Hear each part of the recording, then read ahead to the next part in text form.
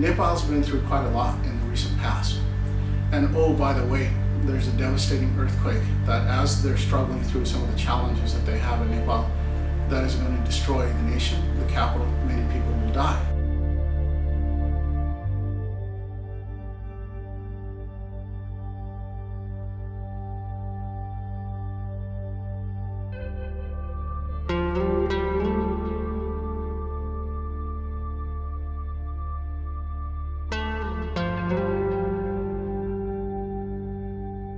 During that time, if they have a disaster communication network based on amateur radio, we know that we'll be able to save many, many lives, perhaps thousands, perhaps tens of thousands. And I actually lived in Nepal 10 years ago for an entire year teaching at the university.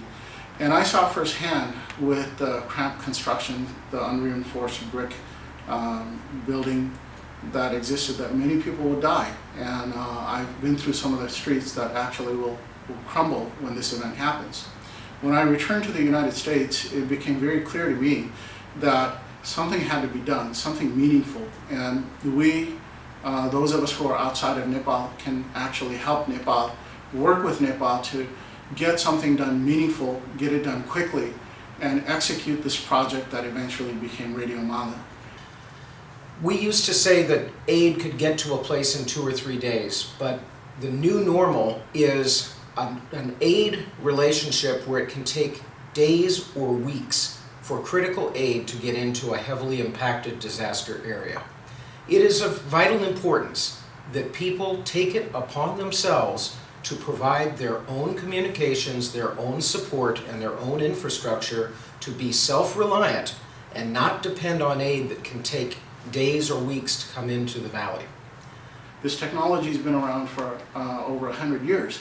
This is something we really can do. We have the technology, we have the expertise.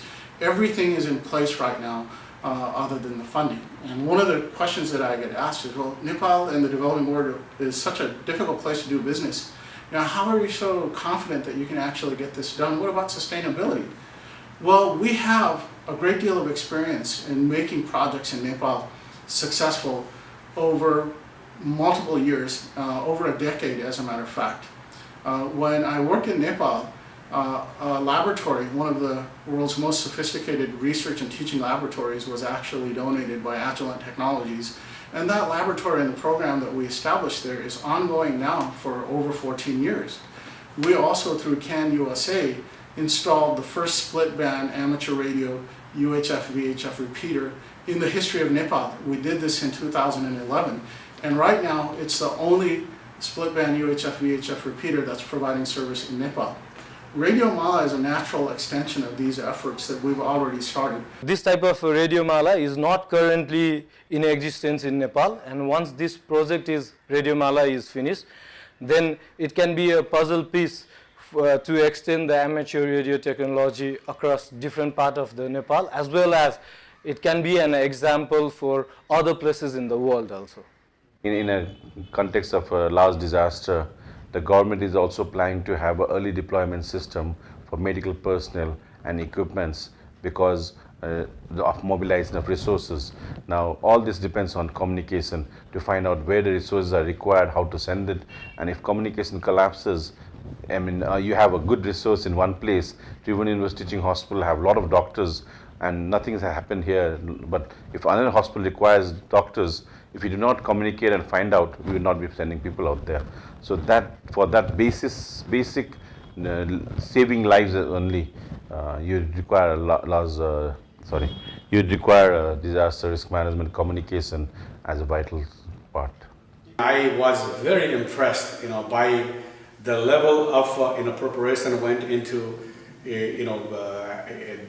launching the Radio Mala and the success that they had shown, in which they were able to communicate directly, through computer to the people on the street of Kathmandu through only simply, HamRadio. And when I saw it, it really dawned to me that the Radio Mala program is indeed a very viable, option. One in emergency such as earthquake, like in a country like Nepal. Most of us are familiar with our cellular phone system. Many of you are probably not familiar with amateur radio.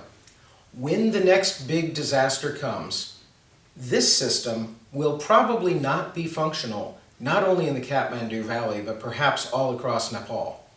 Radio Mala is helping to build a system that will use amateur radio, these devices, which are completely independent of a major phone or technology network, and will be functional in the event of a disaster. Radio Mala is different because of its simplicity, you know.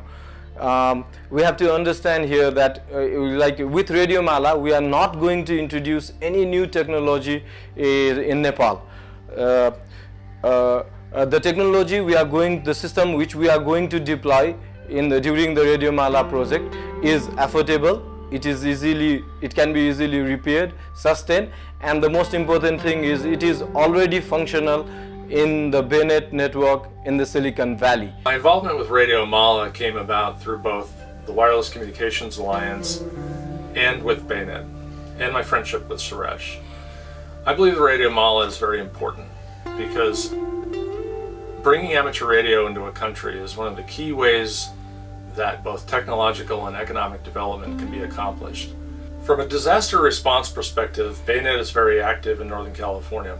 We were the system that the Red Cross used during the San Bruno gas pipeline explosion when communications were necessary to coordinate disaster relief, relocation of residents, shelters, and other activities that the Red Cross engaged in during that disaster. Radio Mala is really taking the architecture of Bennett and replicating it in Nepal. There's nothing different about what we're doing there versus what we're doing here. All of the things that we've learned here in Northern California through Bennett are being recreated in Nepal through Radio Mala. One of the questions that people ask is what happens to an environment like Nepal when the experts leave. Well, in this case, we're actually grooming and training the experts who are resident in Nepal. And it's not just a single individual, but institutions that we're training to help install, repair, and maintain these infrastructures. And it's a long-term relationship. And the people within Nepal and outside of Nepal are impassioned to go ahead and make this happen. But we can't do this alone. We just need a little bit more help from you.